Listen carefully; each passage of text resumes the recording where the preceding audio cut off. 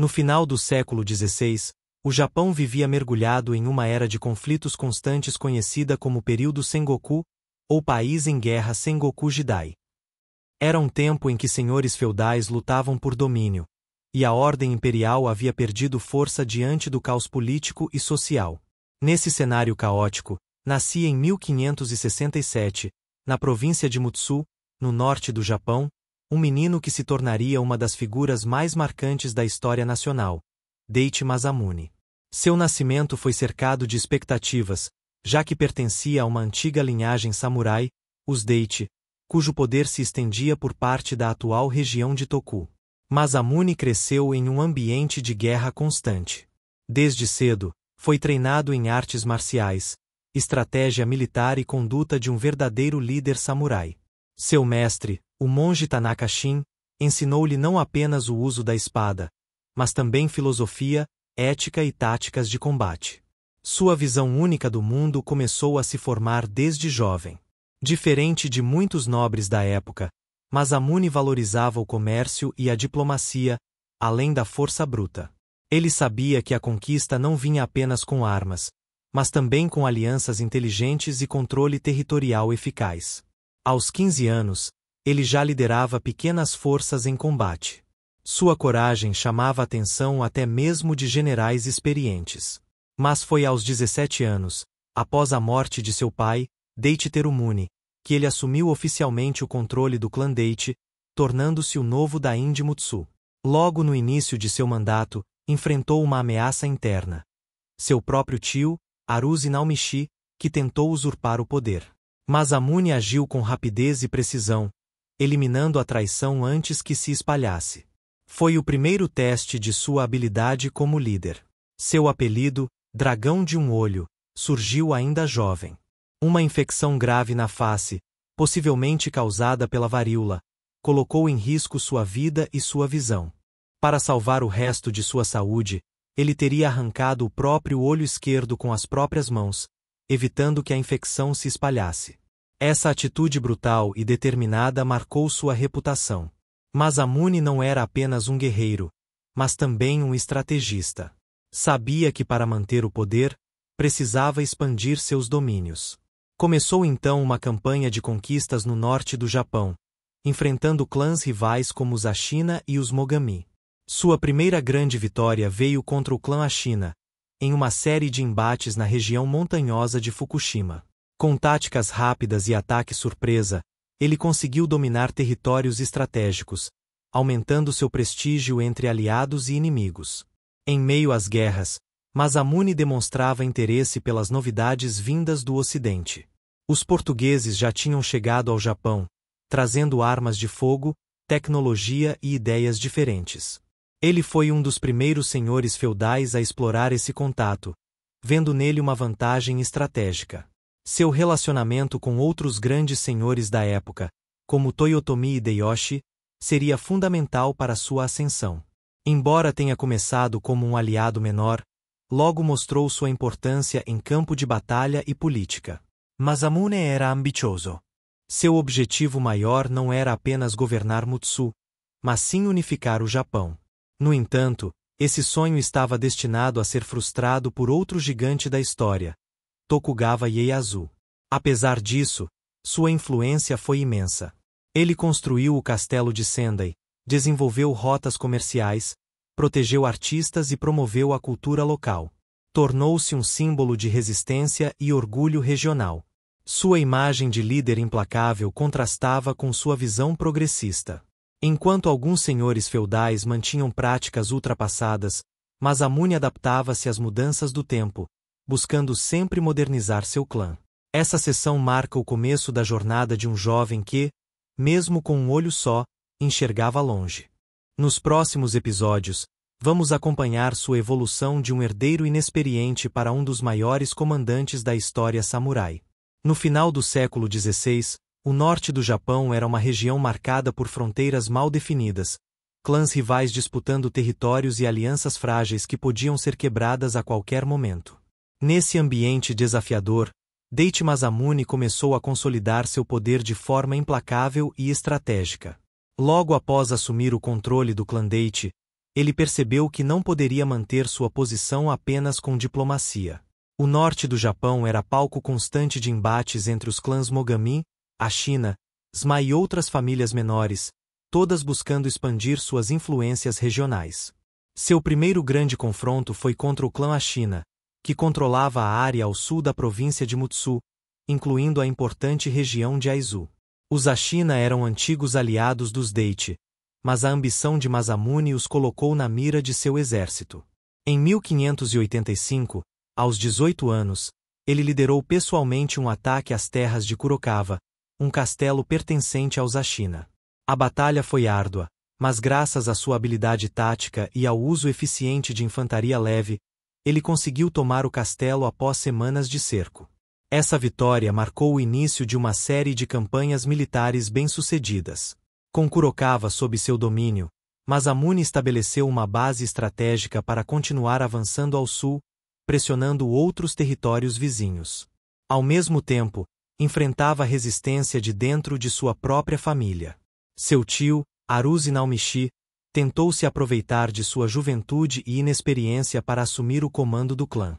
Mas Masamune agiu com rapidez e determinação, eliminando essa ameaça antes que ela se tornasse insuperável. Ele também teve que lidar com uma questão delicada. Seu próprio irmão mais novo, Daichi Kojiro, parecia ter ganhado apoio entre alguns generais e conselheiros do clã. Havia rumores de que ele pretendia desafiar a autoridade de Masamune, possivelmente com o apoio de clãs rivais. Diante disso, e sem hesitações, Masamune decidiu eliminar a ameaça. Em 1590, ordenou o assassinato de seu irmão, garantindo assim a unidade do clã e evitando futuras divisões internas que poderiam enfraquecer seu poder. Esse ato brutal, apesar de controverso, mostrou o quanto ele priorizava o controle absoluto sobre seu território. Para Masamune, a lealdade era inegociável, e qualquer sombra de traição ou ameaça à sua liderança precisava ser eliminada.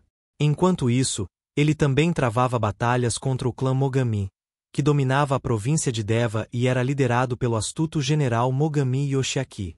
Os Mogami eram conhecidos por sua resistência nas montanhas e pela capacidade de defenderem seus territórios com guerrilhas e ataque surpresa. Masamune sabia que não poderia vencer apenas com força bruta.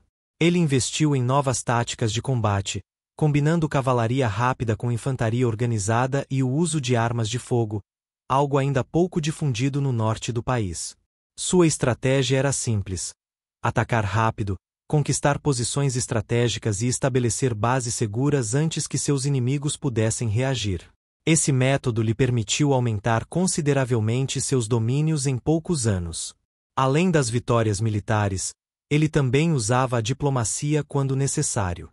Fazia acordos temporários com clãs menores, oferecendo proteção em troca de recursos e apoio militar. Esses pactos ajudaram-no a manter sua expansão sem perder forças em múltiplos frontes. Mesmo com todos esses desafios, ele não deixou de investir no desenvolvimento interno de suas terras. Melhorou estradas, fortificou vilarejos e incentivou o comércio local, criando uma economia estável que sustentava sua máquina de guerra. Com o norte do Japão gradualmente sob seu controle, Masamune estava pronto para elevar sua visão além das fronteiras locais. Sua próxima meta seria alcançar reconhecimento nacional, entrando em contato direto com os grandes senhores feudais que disputavam o futuro do Japão. No fim do século XVI, o cenário político do Japão estava sendo redesenhado por três grandes figuras: Oda Nobunaga, Toyotomi Hideyoshi e Tokugawa Ieyasu. Cada um desses líderes tinha um papel fundamental na tentativa de unificar o país após décadas de conflitos constantes. Daichi Masamune, embora governasse uma província distante no norte, entendia a importância de estar conectado a esses centros de poder.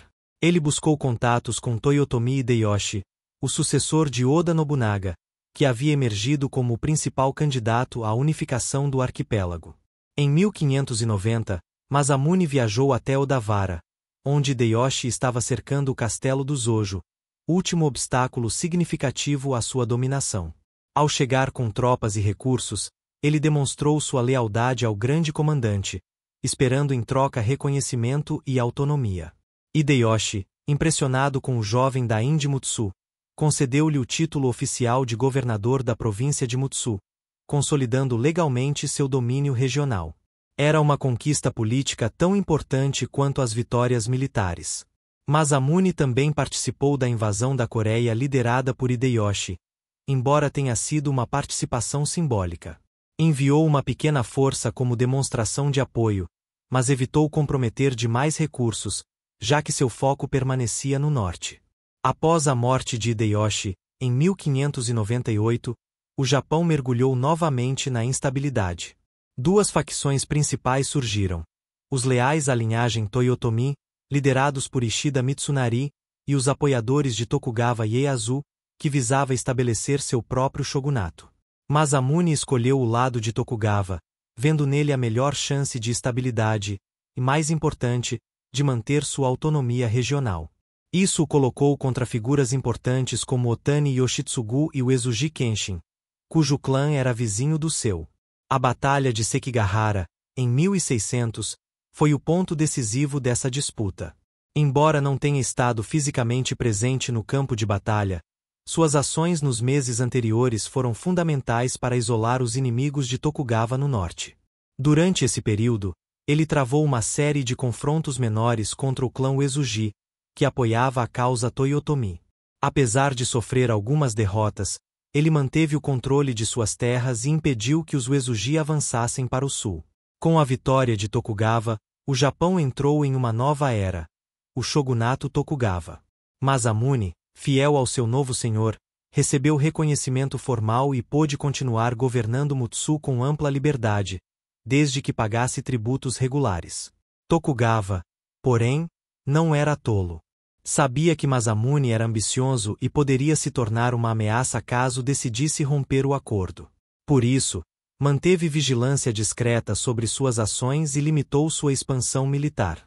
Mesmo com essas restrições, Masamune não parou de planejar.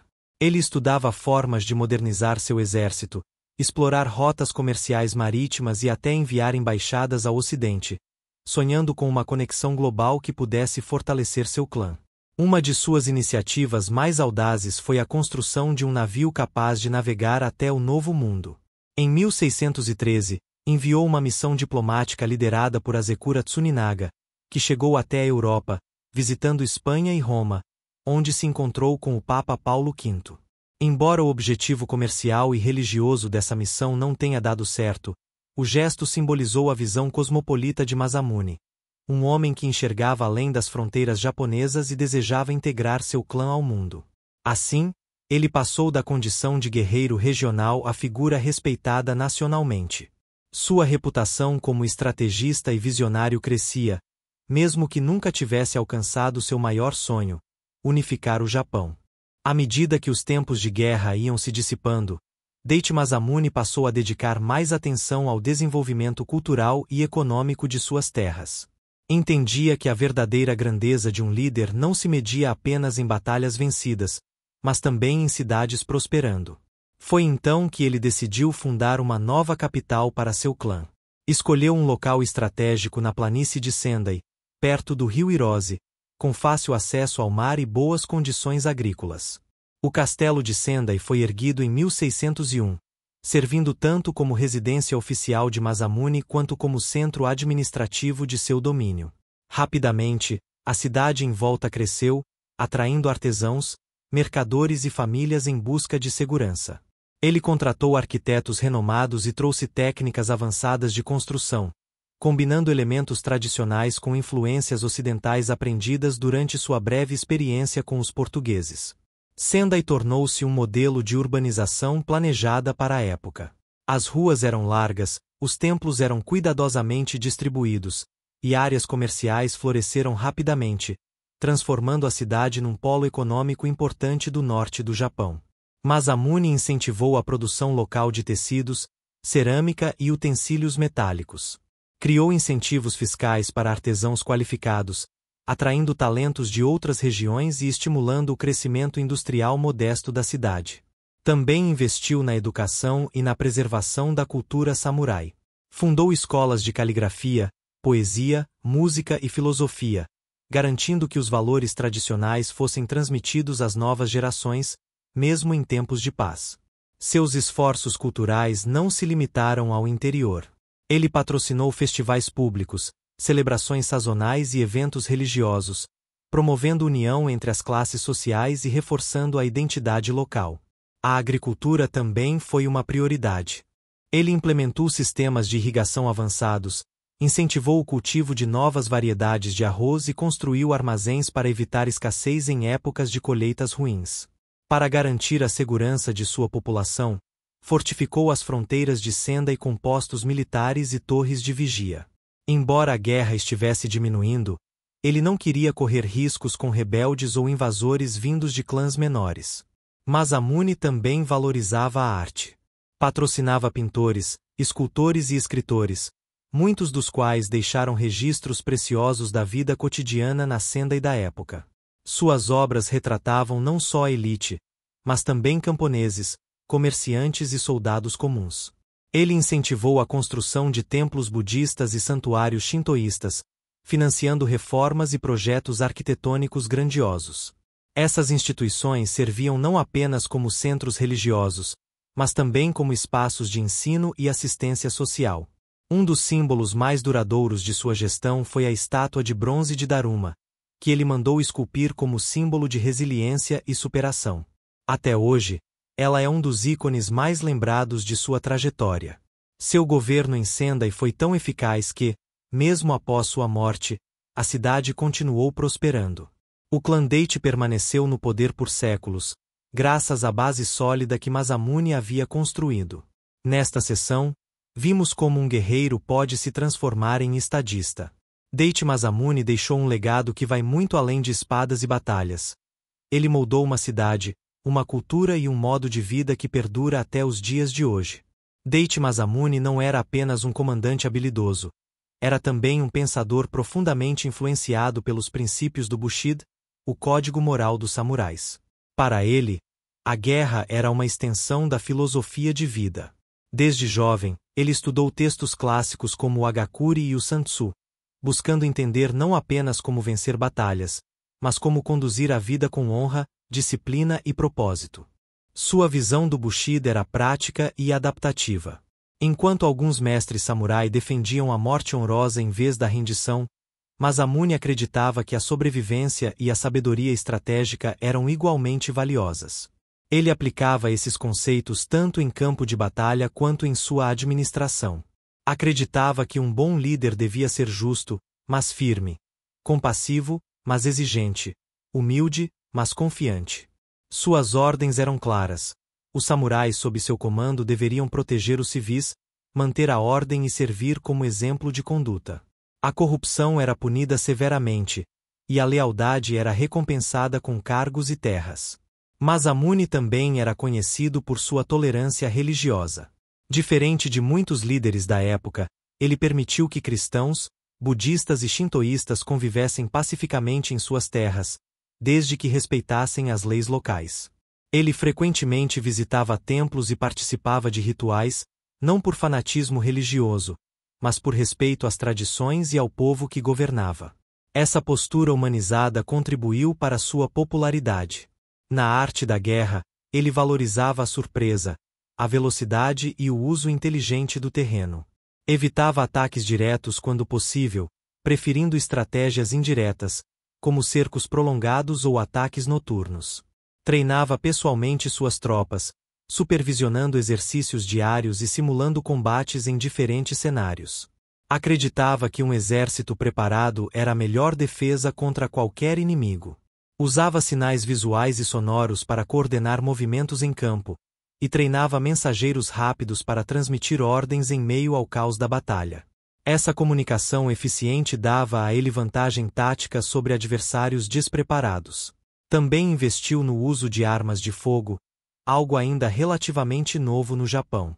Adquiriu arcabuzes e treinou soldados especializados, criando uma infantaria moderna e letal. Seus generais eram escolhidos com cuidado. Não importava a origem ou o status nobre, o que valia era a competência e a lealdade. Ele incentivava debates e discussões estratégicas, valorizando opiniões críticas e sugestões práticas. Masamune também escrevia cartas e documentos refletindo sobre sua filosofia de liderança. Muitos desses textos sobreviveram e são estudados até hoje por historiadores e estrategistas. Ele acreditava que a verdadeira vitória vinha não apenas com a conquista territorial, mas com a capacidade de inspirar lealdade, criar ordem e promover justiça. Essa visão elevava sua figura de um simples guerreiro para um verdadeiro líder espiritual. Sua influência ultrapassou gerações. Até hoje, líderes militares e políticos citam suas palavras e ações como exemplos de estratégia, ética e visão de futuro. Nos últimos anos de sua vida, Daichi Masamune viu o Japão mudar drasticamente. O shogunato Tokugawa consolidava o poder centralizado, e os dias de senhores feudais independentes começavam a chegar ao fim. Apesar de sua lealdade a Tokugawa Ieyasu, Masamune não concordava totalmente com as medidas centralizadoras do novo regime. Sentia que sua autonomia, conquistada com sangue e suor, estava sendo minada lentamente. Mesmo assim, ele manteve sua posição estratégica. Recusou-se a se levantar abertamente contra o shogunato, mas também não se submeteu completamente. Preferiu negociar, barganhar e usar sua influência política para manter o máximo de independência possível. Em 1614, o Japão voltou a ver conflitos com o início da campanha de Osaka, um confronto entre as forças de Tokugawa e os remanescentes da família Toyotomi. Masamune foi chamado a participar, mas delegou parte de seu exército, evitando se expor diretamente. Essa decisão gerou críticas de alguns setores do shogunato, que viram seu comportamento como relutância. Mas, para ele, era uma jogada calculada: preservar forças e evitar desperdício desnecessário de vidas. Com o fim da guerra em 1615, o Japão entrou em uma fase de paz forçada. Tokugawa impôs rígidas regras aos daim, limitando suas atividades militares e exigindo visitas periódicas à capital para demonstrar lealdade. Masamune aceitou as regras, mas não se conformou com elas. Via nelas o fim de uma era em que homens como ele tinham autonomia para governar e decidir o destino de seus povos. Nos anos seguintes, concentrou-se mais na administração de Sendai e no fortalecimento de sua linhagem. Casou seus filhos com membros de outras famílias importantes, garantindo alianças que manteriam seu clã relevante por séculos. Sua saúde começou a piorar em meados dos anos 1630. Aos 60 anos, sofria de complicações físicas acumuladas ao longo de uma vida intensa. Mesmo assim, manteve-se ativo até o fim, recebendo conselheiros e participando de decisões importantes. Em 29 de junho de 1636, aos 69 anos, Daichi Masamune morreu em Sendai, cercado por familiares e amigos. Sua morte marcou o fim de uma era, e o início da transição definitiva do Japão feudal para um período de paz controlada. Seu corpo foi sepultado no templo Zuiganji, em Matsushima, um local de grande significado espiritual. Lá, sua memória é reverenciada até hoje, e turistas do mundo todo visitam o túmulo do dragão de um olho. Sua imagem de guerreiro destemido, estrategista brilhante e visionário político tornou-se parte da cultura popular japonesa. Inspira animes, filmes, jogos e livros até os dias de hoje. Sua história serve como exemplo de como um líder pode equilibrar força e sabedoria, guerra e paz, ambição e responsabilidade. Ele foi mais do que um comandante, foi um homem que moldou seu tempo. Mesmo sem alcançar seu sonho de unificar o Japão, ele deixou uma marca indelével. Sua influência cultural, militar e política continua viva, especialmente na cidade de Sendai, que carrega até hoje o selo de sua genialidade. E assim terminamos esta sessão, revisitando os últimos anos de um dos maiores guerreiros da história samurai. Mas a jornada não acaba aqui. Continue conosco para descobrir como seu legado ecoou através dos séculos. Com o estabelecimento do shogunato Tokugawa em 1603, o Japão entrou em uma nova era conhecida como período Edo, marcada por mais de 200 anos de paz relativa, mas sob um regime centralizado e altamente controlador. Daichi Masamune, que havia se tornado um dos daim mais influentes do norte, precisou se adaptar a esse novo cenário político. O tempo das grandes batalhas estava chegando ao fim, e agora ele teria que provar suas habilidades como governante em tempos de estabilidade. Tokugawa Ieyasu instituiu uma série de leis chamadas Buki Shohato, ou ordens para a Casa dos Guerreiros, que limitavam o poder dos senhores feudais e exigiam total submissão ao shogunato. Para muitos dain, isso significava a perda de autonomia. Para Masamune, era uma questão de estratégia. Ele decidiu não resistir abertamente às novas regras. Em vez disso, usou sua inteligência política para negociar vantagens menores, garantindo que seu clã mantivesse certa liberdade administrativa e controle sobre os recursos regionais. Uma dessas concessões foi a manutenção de uma milícia própria, embora reduzida. Enquanto outros dain viam seus exércitos dissolvidos, Masamune conseguiu argumentar que seu território remoto ainda corria riscos de rebeliões locais e ataques de clãs menores. Além disso, ele continuou investindo na construção de estradas, pontes e sistemas de irrigação, promovendo o desenvolvimento econômico de Sendai mesmo sem o foco constante em guerra. Essas obras eram fundamentais para manter a ordem e a prosperidade local. Masamune também passou a incentivar o intercâmbio cultural com outras províncias. Artistas, escritores e filósofos de diferentes regiões eram recebidos em sua corte, contribuindo para um ambiente intelectual vibrante e diversificado.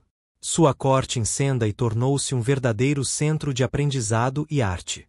Ele patrocinava poetas, historiadores e mestres de artes marciais, garantindo que o espírito samurai continuasse vivo mesmo em tempos de paz. Ao mesmo tempo, manteve sua postura diplomática com o Ocidente. Embora o shogunato fosse cada vez mais hostil aos estrangeiros, especialmente após a expulsão dos missionários cristãos, Masamune ainda havia valor em manter contato com comerciantes holandeses e ingleses. Essa visão cosmopolita fez dele uma figura única entre os dain japoneses.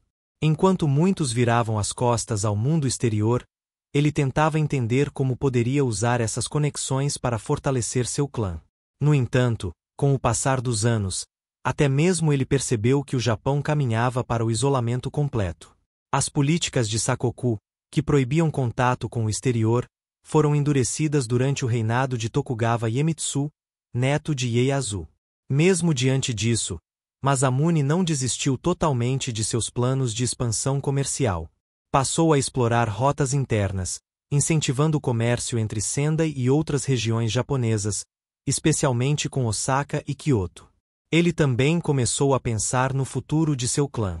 Sabia que, com a paz consolidada, a linhagem Daichi precisaria evoluir de uma família guerreira para uma dinastia administrativa. Por isso, investiu pesadamente na educação de seus filhos e sucessores. Seus descendentes seriam ensinados não apenas nas artes marciais, mas também em economia, administração, diplomacia e literatura. Esse legado educacional garantiu que o clã continuasse relevante mesmo quando o uso da espada deixou de ser prioridade. Assim, mesmo com os ventos mudando e o país entrando em uma fase de rigidez burocrática, Daichi Masamune soube navegar pelas águas turbulentas da política pós-guerra, mantendo seu clã forte e respeitado até o fim de seus dias. Por trás da imagem imponente do dragão de um olho havia um homem complexo, com sentimentos, amizades, rivalidades familiares e um papel importante como pai e líder doméstico. Conhecer sua vida pessoal nos ajuda a compreender melhor quem ele realmente foi. Daichi Masamune nasceu em 1567, filho de Daichi Terumune e Lady Yoshihime. Sua mãe, descendente do clã Ashina, era uma mulher inteligente e astuta, que teve grande influência em sua formação moral e política desde cedo. Apesar de ter assumido o comando do clã muito jovem, ele sempre manteve uma relação próxima com seus pais, especialmente com sua mãe, que o apoiou em decisões difíceis, inclusive na eliminação de ameaças internas à sua liderança. Casou-se com Megohime, filha do dain Tamura Kiyoaki, em um casamento arranjado que tinha o objetivo principal de selar uma aliança estratégica entre duas famílias importantes do norte do Japão. Embora não haja registros claros de amor romântico entre eles, há indícios de respeito mútuo. Megohime acompanhou-o em diversos momentos importantes e esteve presente nos eventos políticos e sociais de Sendai. Juntos tiveram vários filhos, incluindo Daichi Tadamune, seu sucessor direto, e Daichi Munekatsu, que mais tarde fundaria o ramo Wajima do clã Date. Garantir a continuidade da linhagem era um dever sagrado para qualquer daim. Masamune também teve vários concubinos, prática comum entre nobres da época. Essas uniões serviam tanto para garantir herdeiros quanto para solidificar alianças com outras famílias menores. Um dos filhos mais conhecidos de um de seus concubinos foi Date Shigezane, que teve um papel importante em sua missão diplomática ocidental liderada por Azekura Tsuninaga. Apesar disso, Shigezane nunca chegou a ser considerado herdeiro direto. Como pai, Masamune era exigente, mas justo. Incentivava seus filhos a estudarem, treinarem e aprenderem com os erros. Acreditava que a verdadeira força vinha do autoconhecimento e da disciplina. Também teve uma relação complicada com seu irmão mais novo, Date Kojir, cuja morte, como já vimos, foi ordenada por ele próprio. Isso mostra o quanto ele priorizava o bem do clã acima de laços familiares. Amizades eram escassas em sua vida, afinal, como líder máximo, confiar demais podia ser perigoso. Mesmo assim, alguns generais próximos, como Arada Shigeharu e Watari Shigenobu, ganharam sua confiança e permaneceram ao seu lado por décadas. Ele também tinha grande admiração pelo monge Tanaka Shin, seu antigo mestre, e por Ishida Mitsunari, com quem travou uma disputa política antes da Batalha de Sekigahara. Respeitava seus inimigos tanto quanto seus aliados. Em seus últimos anos, tornou-se mais reflexivo. Começou a escrever cartas pessoais e poemas, revelando sentimentos de saudade, gratidão e até nostalgia por um tempo que já não existia. Era um homem de contrastes, implacável em guerra, mas cuidadoso em casa, ambicioso, mas realista, solitário, mas cercado de pessoas. Essas nuances fazem parte do que o tornou tão fascinante para a história. Mais de 4 séculos após sua morte, o nome de Date Masamune continua vivo na memória coletiva do Japão. Seu legado ultrapassou as fronteiras do tempo, sendo preservado em livros, monumentos, festivais e até mesmo na cultura pop moderna. Em Sendai, onde ele construiu sua capital, está localizado o Museu Historiográfico Date, dedicado exclusivamente à história do clã e à trajetória de Masamune. Nele são guardados documentos originais, armas, mapas e vestimentas que ajudam a contar essa história. O castelo de Sendai, embora reconstruído várias vezes ao longo dos séculos, ainda é um símbolo de sua presença na região. Hoje, é um ponto turístico importante e abriga exposições permanentes sobre a vida do dragão de um olho. Todo ano, em fevereiro, Sendai realiza o festival Aoba Matsuri, uma celebração em homenagem a Masamune. Durante o evento, há desfiles históricos, apresentações de artes marciais e encenações de suas principais batalhas. Além disso, estátuas e monumentos dedicados a ele estão espalhados por toda a cidade. Uma das mais famosas é a estátua de cavalo que o retrata montado, olhando para o horizonte, como se ainda estivesse planejando sua próxima conquista. Na literatura japonesa, ele aparece em diversas obras, tanto históricas quanto ficcionais. Autores como Ryotaro Shiba e Eiji Yoshikawa retrataram-no como um personagem complexo, cheio de contradições e profundas motivações. No cinema e na televisão, Masamune foi interpretado por atores renomados em dramas históricos como Taiga Drama, produzidos pela NHK. Essas séries ajudaram a popularizar sua imagem entre as novas gerações. No universo dos jogos eletrônicos, ele aparece em títulos como Samurai Warriors, Nobunaga's Ambition e Sengoku Basara, onde é retratado com armaduras extravagantes e habilidades quase sobrenaturais, misturando história com fantasia. Na cultura ocidental, sua figura também ganhou notoriedade graças a animes e mangás como Sengoku Youko e Kingdom, onde é apresentado como um estrategista brilhante e um líder carismático. Sua missão diplomática ao Ocidente, liderada por Azekura Tsuninaga, também é lembrada como um dos primeiros contatos formais entre o Japão e a Europa. Essa embaixada é tema de documentários, exposições e até peças teatrais. Academias militares e escolas de estratégia ao redor do mundo estudam suas táticas de combate e sua capacidade de adaptação em tempos de mudança. Muitos analistas consideram-no um precursor da guerra moderna. Seu pensamento político também é objeto de estudo. Suas cartas e discursos refletem uma mente visionária, capaz de planejar o futuro de um clã e de uma cidade com décadas de antecedência. Museus na Espanha e na Itália possuem registros dessa missão, incluindo cartas autografadas de Masamune e presentes trocados durante a visita ao Papa Paulo V. Esses documentos são preciosos para a história das relações internacionais. Hoje, o clã Date ainda existe, embora tenha perdido seu papel político. Seus descendentes são figuras públicas respeitadas e participam regularmente de eventos culturais relacionados à história samurai. Assim, o legado de Date Masamune não é apenas uma página da história. É uma história que continua sendo contada, revisitada e relembrada por aqueles que buscam inspiração em um líder que jamais desistiu de sonhar alto. Data final de nossa jornada, mas não do legado de Date Masamune. Nesta última sessão, revisitamos os momentos finais de sua vida e como ele lidou com o peso de ver seu mundo transformado. Nos anos que antecederam sua morte, em 1636, Masamune viu o Japão se tornar cada vez mais centralizado sob o controle do shogunato Tokugawa. O sistema feudal que ele conhecia e dominava estava sendo substituído por uma ordem mais rígida e menos tolerante à independência regional. Mesmo assim, ele não se rendeu ao desespero. Continuou governando com firmeza e visão de futuro, sabendo que seu trabalho iria além de sua própria vida. Deixou instruções claras para seus descendentes e conselheiros sobre como manter a prosperidade de Sendai.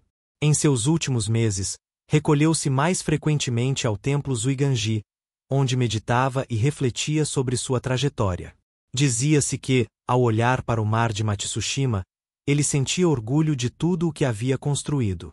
Morreu em 29 de junho de 1636, aos 69 anos, rodeado por sua família e por aqueles que dedicaram suas vidas ao serviço do clã Date. Sua morte foi lamentada por samurais, comerciantes, agricultores e até por rivais que, ao longo dos anos, aprenderam a respeitar seu caráter. Seu funeral foi realizado com honrarias dignas de um dos maiores líderes japoneses. Seu corpo foi sepultado no templo Zuiganji, em uma cerimônia simples, mas carregada de significado espiritual e histórico. Sua sepultura é visitada até hoje por japoneses e turistas do mundo todo, que buscam sentir a energia de um homem que viveu intensamente cada momento de sua vida, seja em campo de batalha, seja na construção de uma cidade. Sua história é um testemunho de como um indivíduo pode moldar não apenas seu tempo, mas também o futuro de seu povo. Date Masamune não foi apenas um guerreiro. Ele foi um estadista, um estrategista, um visionário. Sua imagem, gravada em pinturas, esculturas e até em animes modernos, representa o equilíbrio entre força e sabedoria, entre tradição e progresso. Ele soube lutar com a espada, mas também com a mente. Ao longo deste vídeo, você viu como ele enfrentou inimigos poderosos, como forjou alianças duradouras e como soube governar com justiça e autoridade. Mas, acima de tudo, viu como ele deixou um legado que atravessou séculos. Se você gostou dessa história, compartilhe com amigos apaixonados por história, cultura japonesa ou figuras históricas marcantes. Quanto mais pessoas conhecerem a trajetória de Masamune, mais viva ela permanecerá. Não esquece de curtir esse vídeo, se inscrever no canal e ativar o sininho para receber notificações de novos conteúdos. Tem muito mais história por vir. Quer saber sobre outros guerreiros lendários? Temos vídeos sobre Oda Nobunaga, Toyotomi Hideyoshi, Tokugawa Ieyasu, Miyamoto Musashi e muitos outros. Clique aqui e continue explorando o mundo dos samurais. E se você quer mais vídeos como esse, com narração envolvente, pesquisa histórica rigorosa e linguagem acessível, deixe nos comentários qual outro personagem ou tema você gostaria de ver aqui no canal. Até a próxima jornada histórica. E lembre-se, a história não é apenas o que aconteceu no passado, é o que escolhemos lembrar e compartilhar hoje.